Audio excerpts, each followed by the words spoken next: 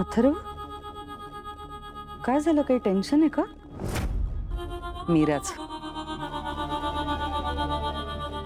नाही अथर्व, मी समजू शकते. मलाही काळजी वाटते तिची. गेले काही दिवस ना तिचं वागणं खूपच बदललंय. अथर्व, मला काय वाटतं की तू तू तिला एखाद्या सायकॅट्रिस्ट. नाही, तसं काही झालं नाहीये. ते रात्री मी कदाचित चुकीच्या पोझिशनमध्ये झोपलो असेल, सो माझी मान दुखतीये. हो का? थांब मी चेक करून देते. नाही नाही, म्हणजे इट्स ओके. मी बाम लावलं. I will be fine. It's okay. काय आई आहे ना मी तुझी, ऐकायचं माझं. राहू दे, मला गरज. अगर इकडे राहू. इथे दुखतंय का? बरं वाटेल आता. आणि अथर्व, हे फक्त चुकीचं झोपल्यामुळे झालेलं नाहीये. ते सतत ते कामासाठी लॅपटॉप समोर बसलेला असतोस ना, म्हणून झाले ते.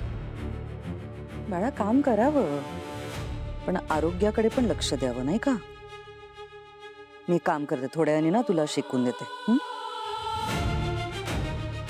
मला आता या बाईचा स्पर्शही नकोसा वाटतोय. हिच्या डोक्यात आता नक्की काय चालू असेल?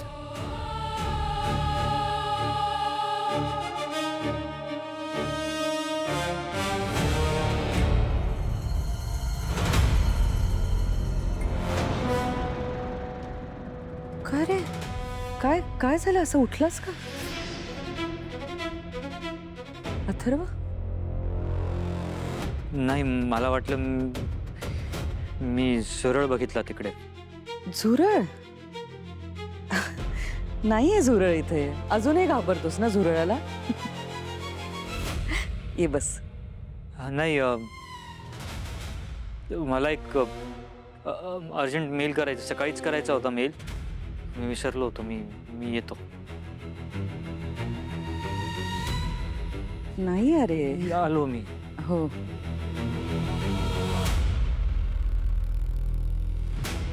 याला अचानक काय झालं? हा जरा वेगळंच वागतोय.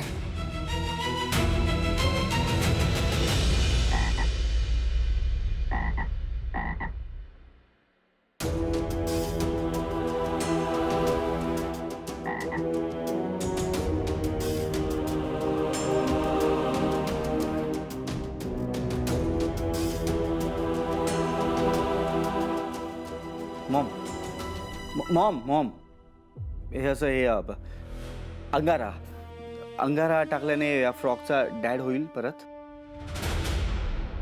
अरे गुरुजींनी दिलंय ना आता मला लावायला. आपल्याला काहीतरी प्रयत्न करत राहायला हवंय. गप्प बसून कसं चालेल?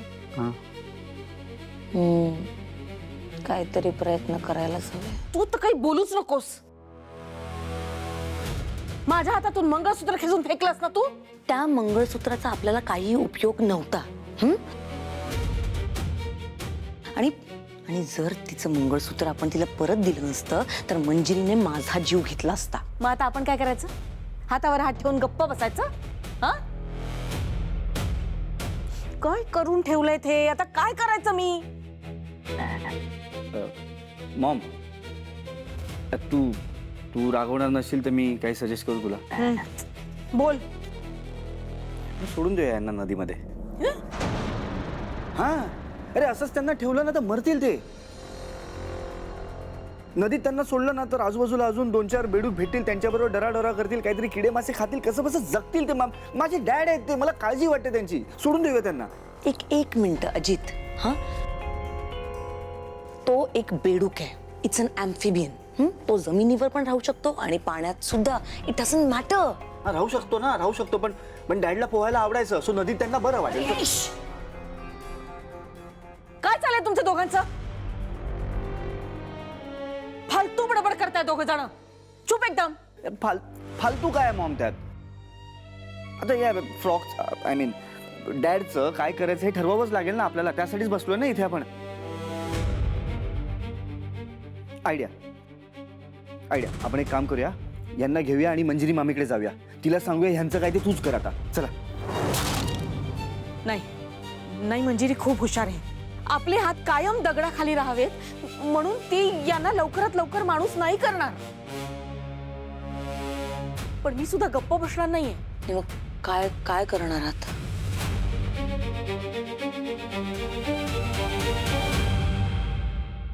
मला हे सगळं मीराला सांगावं लागेल. तीच काहीतरी करू शकेल.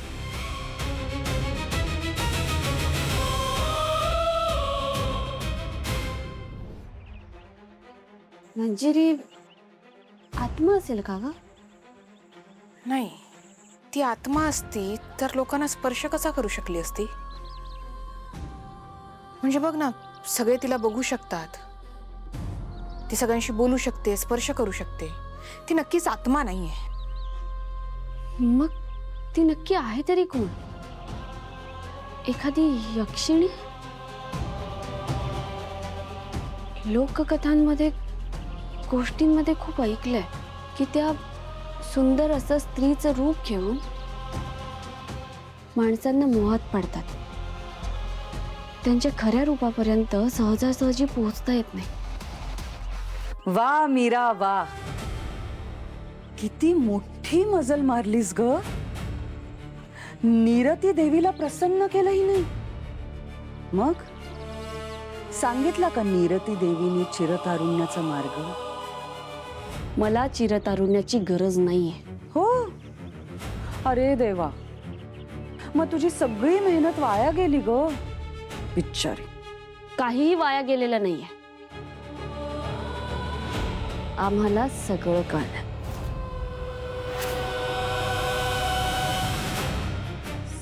सगळं कळलं? अरे देवा, सगळं कळलं तुम्हाला? म्हणजे आता तुम्ही मला मारून टाकणार? हा, मारून टाकणार ना? मग एक काम करा, वेळ वाया घालू नका. मला आत्ताच्या आत्ता इथे संपवून टाका मला. हा, तुझी ही इच्छा लवकरच पूर्ण करू. लवकर करा, कारण एकदा का मला चिरतारुण्य मिळालं ना, मग तुम्ही काहीच करू शकणार नाही. हं?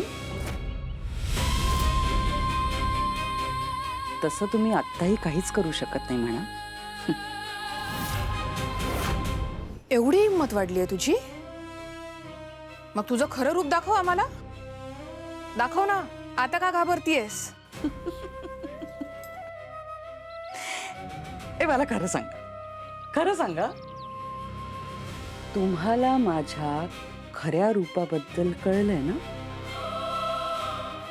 हा, कळलंय ना? हा, मग आता एक काम करा, माझं हे जे खरं रूप आहे ना, ते अख्ख्या जगासमोर सिद्ध करून दाखवा. मग बघू.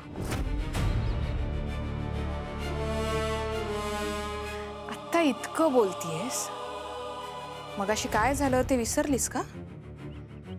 अंबिका, अंबिका, मला इथून बाहेर काढ. मला सोड, मला सोड.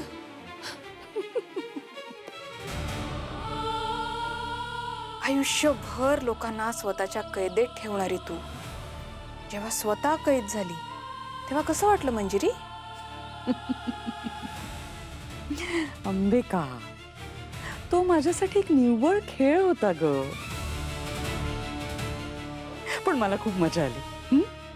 पण नंतर कंटाळा सुद्धा आला. म्हणून मी स्वतःच्या खेळातून बाहेर पडले. पण माझ्यासोबत हे असे खेळ खेळण्यापेक्षा ना, तुम्ही तुमच्या आई बापाला वाचवा. नाहीतर तुझ्या बापाचा नाहक बळी जाईल आणि आई आत्मा म्हणून भटकत राहील. वाचवा आईला, बापाला आणि तुमच्या मुलीला.